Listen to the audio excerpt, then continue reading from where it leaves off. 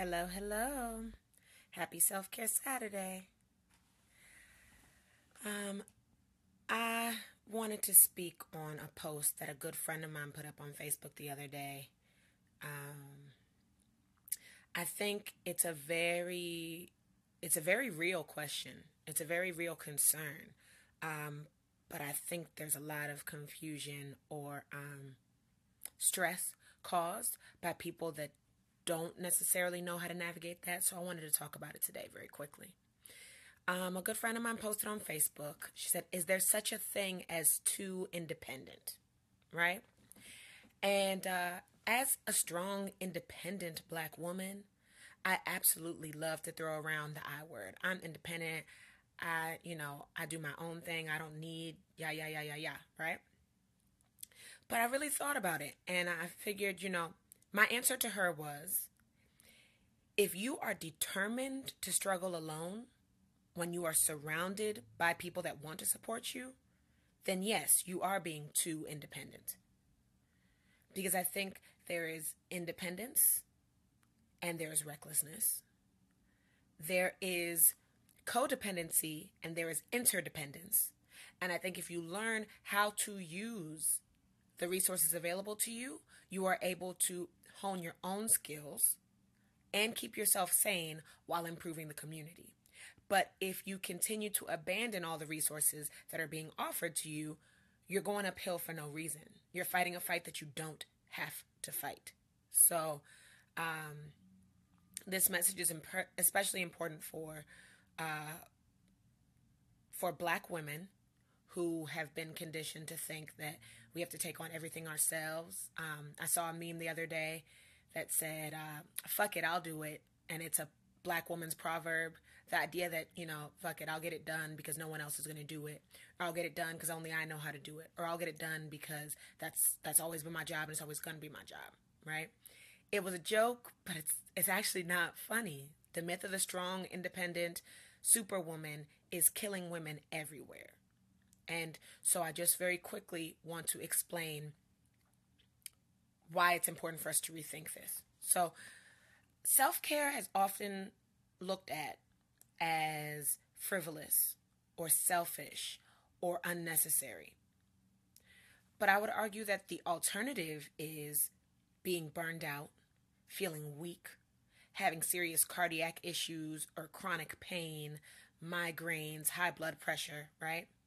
People that take care of themselves are able to take better care of everybody else. So if you really do take this job so seriously, if you really do believe it is your responsibility to be there for everybody else, then you need to make self-care a priority. You cannot afford to avoid self-care. Self-care does not have to be as grandiose as going for a full spa day.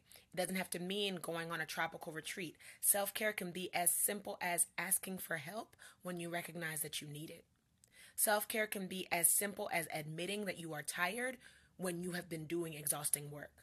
Self-care can be as simple as allowing yourself to rest, right?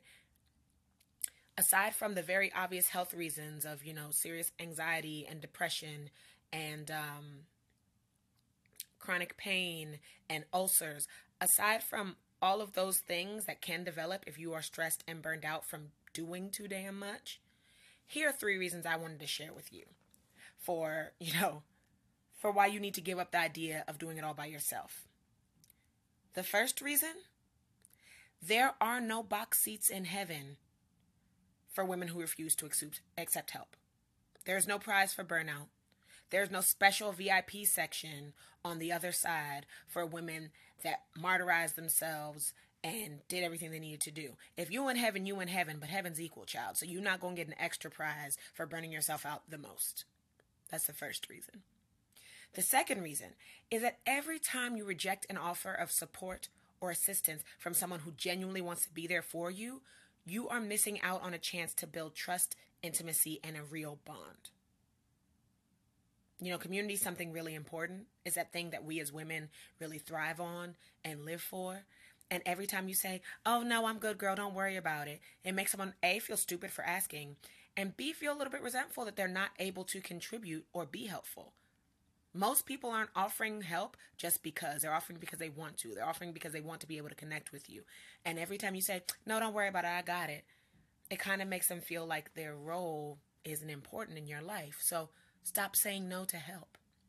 And the third reason that it's important for you to give up this whole, I can do it all by myself and I don't need nobody else's help, right? The third reason you need to give that up is that a life of freedom, ease, and joy requires that you give up the struggle. And if you are fighting uphill just to prove that you are super, then you are struggling for no reason. So stop fighting to prove that you're superwoman, because you're not. Do what you do best. Allow for rest, renewal, and reflection. Accept help when it's offered, and watch your life open up. Set up systems to minimize your stress, even if those systems include saying yes when someone offers a hand, or not volunteering for the 117th thing that week when you know you could be napping or doing something else instead, right? Whether it's having a girls' night out to vent once a week and ask for support, whether you are just automating systems in your business, whether you are hiring a babysitter or a chef or a maid or someone to take on one of the millions of tasks that you don't like doing anyway and probably aren't doing as well as you could. I mean, think about that. When you protect your energy, you are dynamic and you produce really powerful results. But when you prioritize your to-do list and your checklist over your rest and your renewal, you produce lower quality work and you show up as a shell of yourself. So you're not really doing much for anybody. So think on what I've said today and act on it, because there's no point in doing it all by yourself when you don't have to. That's all I got for you today. I hope this has been helpful. And if you or someone you know has superwoman syndrome, feeling like they need to do it all on their own and don't know how to get out of that rut, let's get on the phone and talk about how you can get rid of this whole I can do it all by myself. Let's talk about how you can live fierce and free, how you can bring more ease and freedom into your life and joy rather than constantly fighting uphill for no reason because there's no prize for burnout. Hit me up at dreamleaplive.com.